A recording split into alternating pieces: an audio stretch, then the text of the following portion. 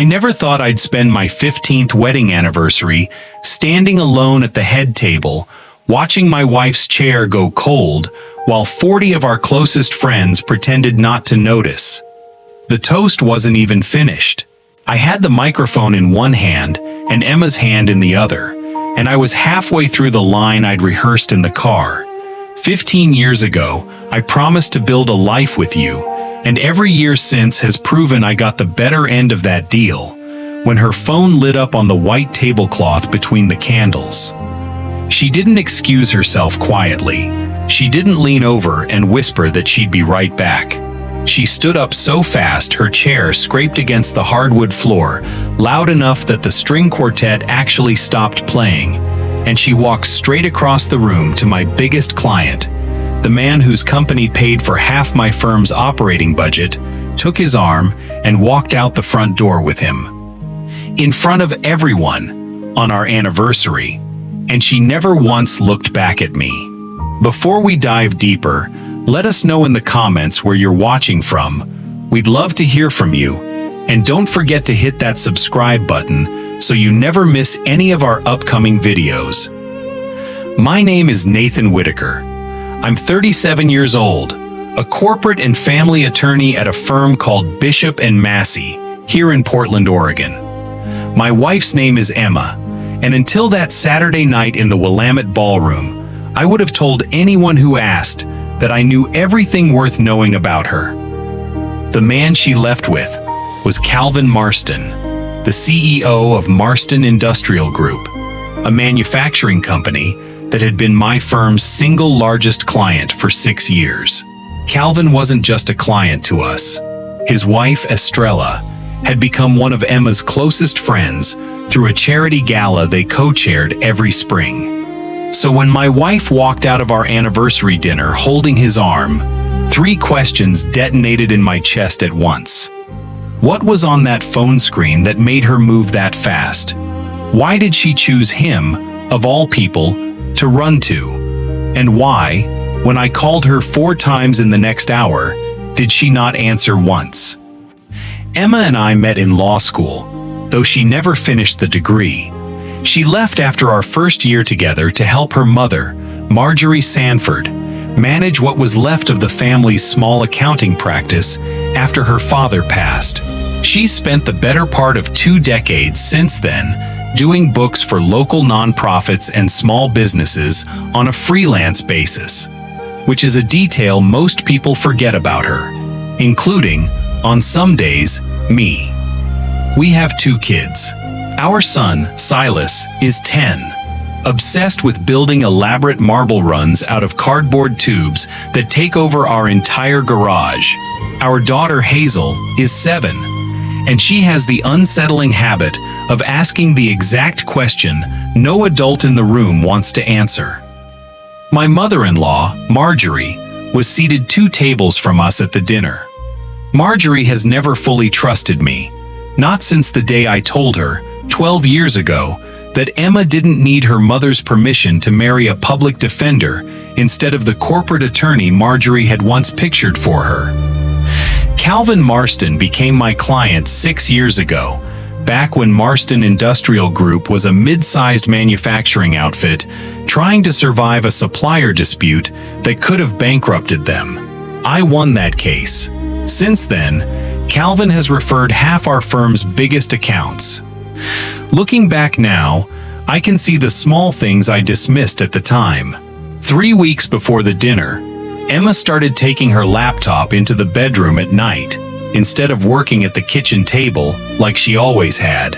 Once, I came home early and found her sitting on our back porch with our neighbor, Yvette Hutcherson, a retired forensic auditor. The 2 of them huddled over Emma's laptop, with the screen angled away from the window. When I asked what they were looking at, Emma closed the laptop and said, "Just helping Yvette with her taxes," in a tone just a half-second too fast to be casual. I didn't press. That's the part that still eats at me. I'm a lawyer who cross-examines people for a living, and I let my own wife's half-second hesitation slide because I trusted her completely. The anniversary dinner had been Emma's idea. A full recreation of our wedding reception, down to the same string quartet, at the same ballroom where we'd said our vows 15 years earlier. The dinner started exactly the way I'd imagined it. Calvin stood and gave a warm, funny toast about the day he first hired me. Estrella squeezed Emma's hand under the table. Marjorie, for once, looked almost pleasant. Then it was my turn. I got 4 sentences into the toast when her phone buzzed against the tablecloth. She glanced down out of habit, and I watched her face change in real time. The color left it. Her jaw tightened. She didn't excuse herself. She stood up mid-sentence, mid-toast, mid-marriage, and walked directly to Calvin's seat.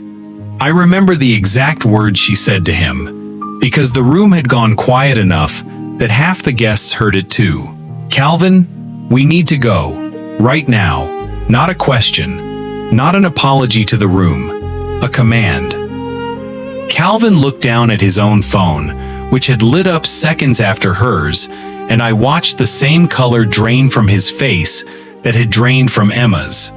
He stood, said something to Estrella that I couldn't hear, and the two of them walked out of the Willamette ballroom together, leaving me holding a microphone and an unfinished sentence. Marjorie was the first to speak. "Well," she said, loud enough for the tables around us to hear, "I suppose some things never change." I called Emma 4 times in the next 40 minutes. Straight to voicemail every time. I texted Calvin, who I'd known for 6 years, who had stood at my wedding, and got nothing back. Guests started leaving in polite, uncomfortable waves after that. Marjorie stayed until the very end, which surprised me, until I realized she wasn't staying out of concern. She was staying to watch. "You know," she said, once most of the room had cleared, "I told Emma years ago that a man who spends his whole career defending guilty men eventually stops being able to tell the difference between guilty and innocent in his own house." I sat alone at the head table until the catering staff started quietly stacking chairs around me. I picked up Emma's phone, which she'd left behind on the tablecloth in her hurry, and stared at the lock screen, a photo of Silas and Hazel from last summer. The screen lit up once more while I held it. A text preview flashed across the top. "Calvin, it's worse than we thought. He's shredding the..." And then the screen went dark again before I could read the rest. I sat there in an empty ballroom that had been decorated for the happiest night of our year, holding my wife's phone, staring at a message that ended mid-sentence, with absolutely no idea what it was, who he was, or what exactly my wife had just walked into. Like this video, if you've ever had a moment where someone you trusted completely suddenly became a mystery to you, and stick around, because what Emma was actually doing that night is nothing like what it looked like. I drove home in silence, Emma's phone sitting in my cup holder like evidence I didn't yet know how to interpret. The sitter had already put the kids to bed. I sat alone in our kitchen for 2 hours, refreshing a phone that wasn't even mine, waiting for a call that didn't come. Emma walked through the door a little after midnight. She still had on the gold dress, though she'd taken off her heels somewhere along the way, and was carrying them in one hand. "Where were you?" I asked. I wasn't shouting. I remember being surprised at how calm my own voice sounded, given how little of that calm I actually felt. "I can't explain it all tonight," she said. "I need you to trust me for a few more days." "Trust you," I repeated. "Emma, you walked out on our anniversary with Calvin Marston in front of 40 people. I think I've earned an explanation tonight." She sat down at our kitchen table, and for a moment, I thought she was finally going to tell me everything. Instead, she said, "If I tell you now, before I have everything locked down, you'll feel obligated to act on it as a lawyer, and that could get someone hurt. I need 48 hours, please."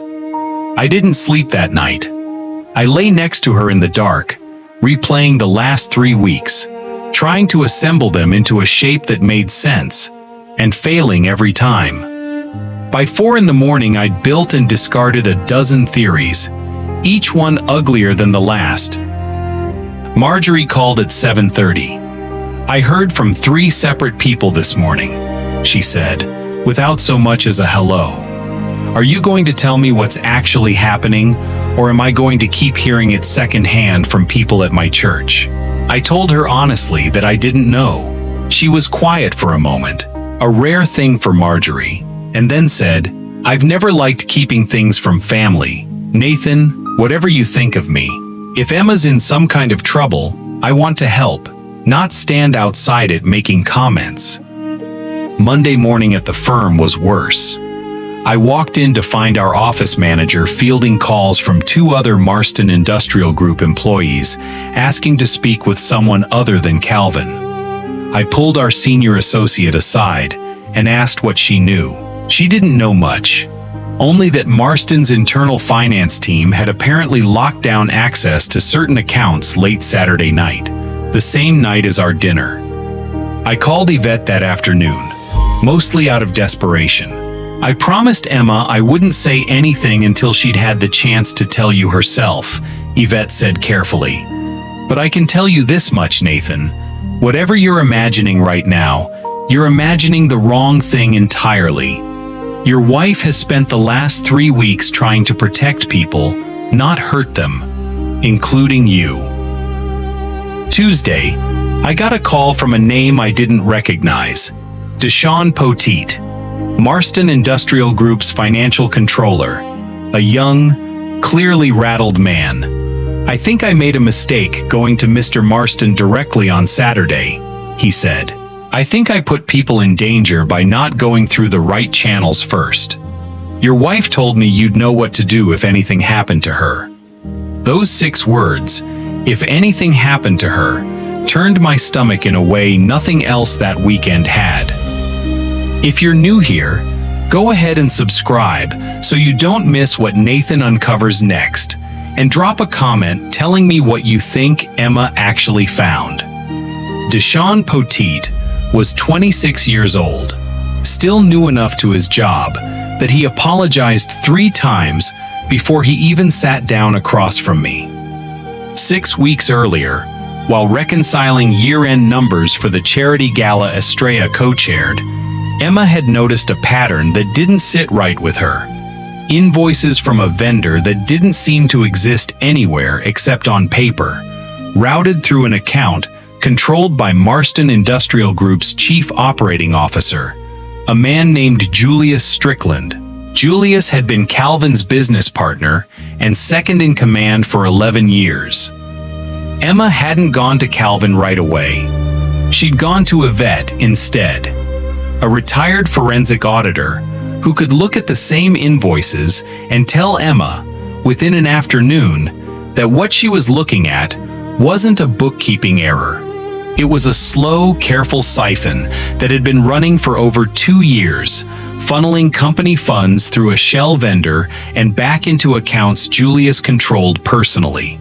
Worse, buried in the paperwork were a handful of documents formatted to look like they'd come from Bishop and Massey, my firm's letterhead, forged just convincingly enough that if the fraud ever surfaced, it would look, on first glance, like my firm had reviewed and approved the very transactions that were bleeding Calvin's company dry. That was why Emma hadn't told me. She knew that the moment I saw forged documents bearing my firm's name, I'd be legally and ethically obligated to report it immediately, which was exactly right, and exactly what would have given Julius Strickland enough warning to destroy the real evidence before anyone could prove what he'd done. So instead, for 3 weeks, Emma and Yvette quietly built a parallel paper trail. The text that had lit up Emma's phone at our anniversary dinner had come from Deshaun himself. He told me he'd stumbled onto part of the fraud independently that same week, panicked, and gone straight to Calvin without realizing Emma and Yvette were already quietly building a case.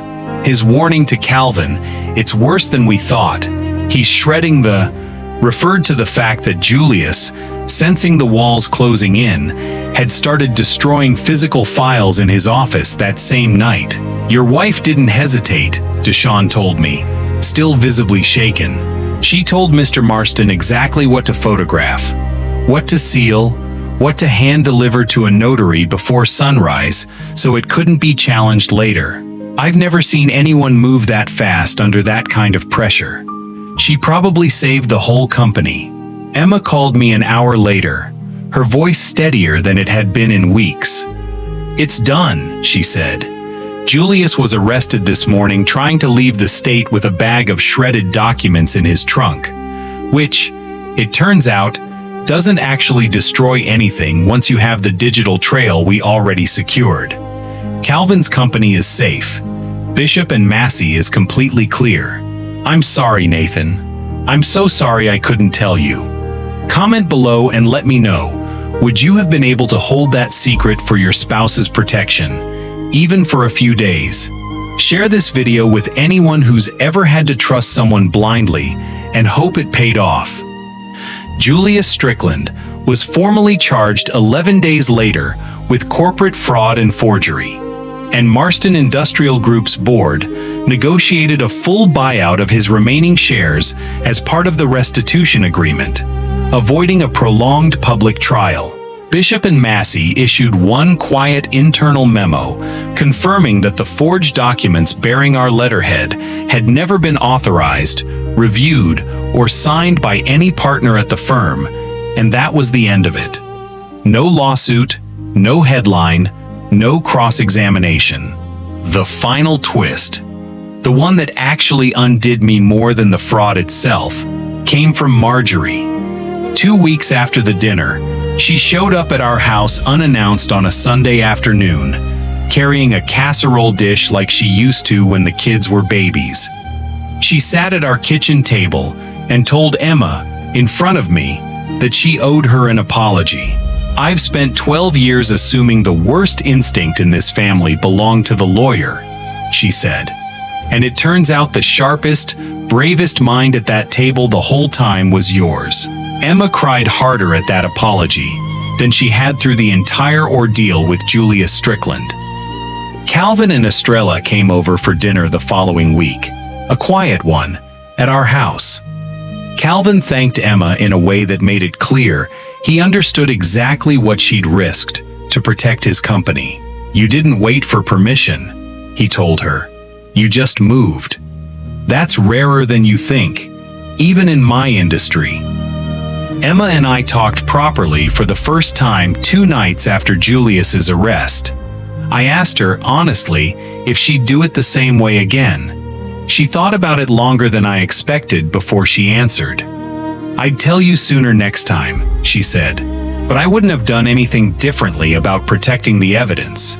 If I'd waited even one more day, there'd be nothing left to prove any of it happened, and an innocent company, and your entire firm's name, would have been ruined by a man who'd already gotten away with it for 2 years."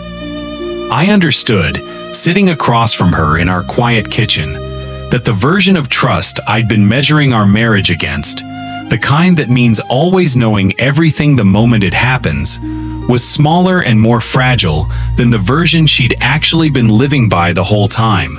Trust that survives not knowing, for exactly as long as it takes to do the right thing.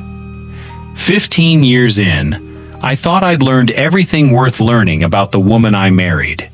It turns out the truest thing about her was something I'd never had reason to see before, that when it mattered enough, she would choose to protect the people around her over her own comfort, and mine, without asking either of us first. I'm still not sure I would have had the nerve to do the same in her position. I only know that I'm grateful, every single day since, that she did. "What would you have done in my place?"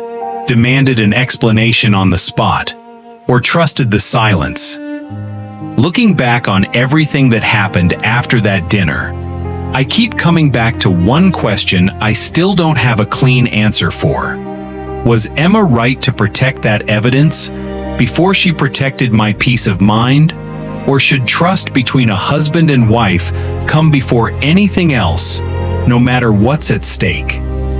I genuinely love to know what you think, so if you've made it this far, do me a favor and hit that like button. It helps this channel reach more people who might need to hear a story like this one. And take a second to leave a comment telling me honestly, if your own spouse walked out on an anniversary dinner and asked you to trust them blindly for 48 hours, could you actually do it?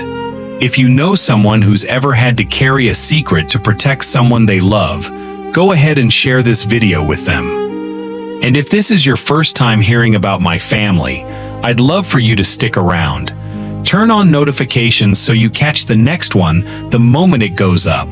Because trust me, this isn't the strangest thing that's happened at our dinner table. Not even close. Hit that subscribe button if you haven't already. One last thing before you go. I always love hearing where this channel reaches. So drop a comment and let me know what city, state, or country you're watching from tonight. Thank you for sitting through this one with me. 15 years in, I'm still learning things about my own marriage in real time, and I have a feeling that's not going to stop anytime soon. I'll see you in the next one.